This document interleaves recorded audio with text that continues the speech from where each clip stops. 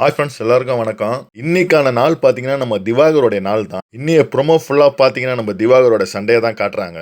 இந்த வாரம் பார்த்தீங்கன்னா விஜய் பார்வதி கூட சேர்ந்துக்கிட்டாரு. சேர்ந்த நேரம் என்னவோ வீட்டில் உள்ளவங்க அனைத்து பேர்கிட்டையும் சண்டை போட்டு இவரை வச்சு செய்கிறாங்க.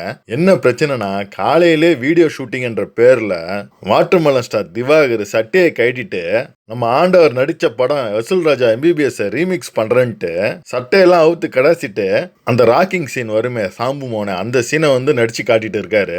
கூட கோ ஆக்டரா துஷார் தான் இருக்காரு. சோ இவர் சட்டையை கட்டிட்டு கேமராமேனுடைய ஆக்ஷன் பண்ணக்குள்ள நம்ம கானா வினோத் என்ன பண்றாரு, அவரை டிஸ்டர்ப் பண்ற மாதிரியே பாட்டு பாடுறாரு. இவர் வந்து டயலாக் பேசி நடிக்கக்குள்ள அங்க பாத்தீங்கன்னா கானா வினோத் பக்கத்திலே பாட்டு பாடுறாரு. கடுப்பான நம்ம வாட்டர்மெலன் ஸ்டாரு தல பிரவீன் ராஜ் கிட்ட கம்ப்ளைண்ட் பண்றாரு.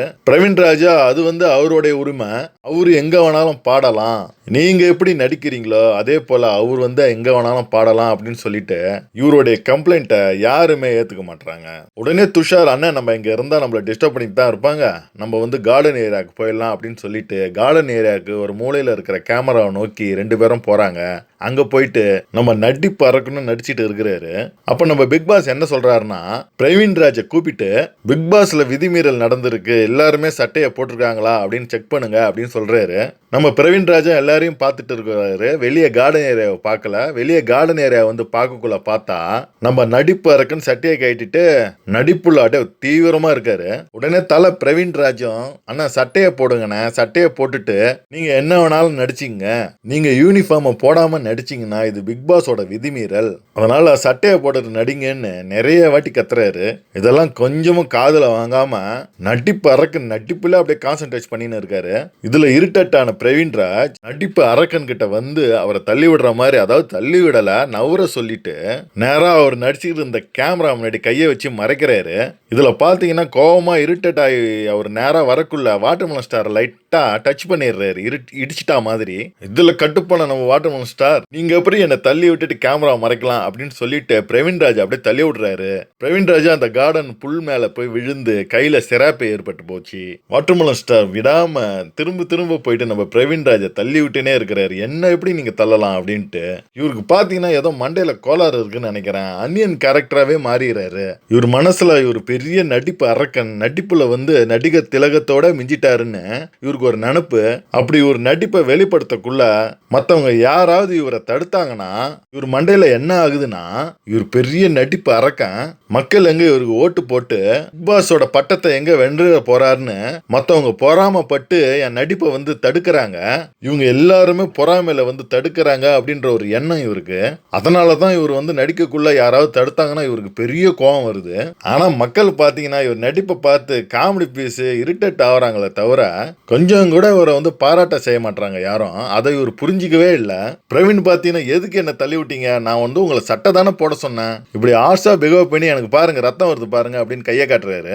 நம்ம அடிப்பு அரக்கனை பத்தி தான் தெரியுமே, அவ்வளவு சீக்கிரம் ஒத்துக்குவாரா, பயங்கரமா வாதாடுறாரு. அந்த இடத்துல பாத்தீங்கன்னா சண்டை முத்துது, பெரிய சண்டையா மாறுது. வீட்டுல உள்ளவங்க எல்லாருமே வந்துட்டாங்க. அப்ப திவாகரை பார்த்து கேக்குறாங்க, அவர் என்ன சட்டை தானே போட சொன்னாரு, நீங்க ஏன் சட்டை போடாம நிக்கிறீங்க அப்படின்னு கேக்குறாங்க. திவாகரோ யார் சொல்றதையும் கேட்காம நான் சொல்றேன் கதைய, என்ன நடந்ததுன்னு நான் சொல்றேன் அப்படின்னு கத்திட்டே இருக்காரு. இப்படி சண்டை நடந்துக்குள்ளே பிக் பாஸ் பாத்தீங்கன்னா என்னாச்சு பிரவீன், நீங்க செக் பண்ணீங்களா இல்லையா, யார் சட்டை போடாம இருக்கிறத, விதிமீறல் யார் பண்றது அப்படின்னு கேக்குறாரு.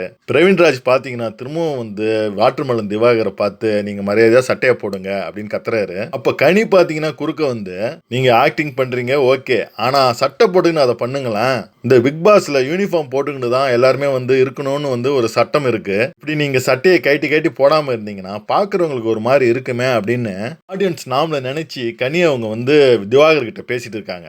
இதை கேட்டு திவாகர் கோவம் தான் வருது அவருக்கு.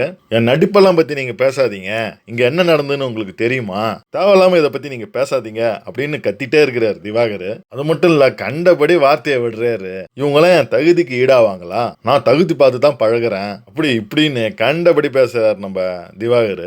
அது மட்டும் இல்ல, என்ன ஒருத்தன் தள்ளி விட்டுட்டான். அத நீங்க யாருமே கேட்க மாட்றீங்க. இத நான் வந்து சாட்டர்டே, சண்டே விஜய் சேதுபதி அவர்கிட்ட நான் கண்டிப்பா இத பத்தி பேசப் போறேன் அப்படின்னு சொல்றாரு திவாகர்.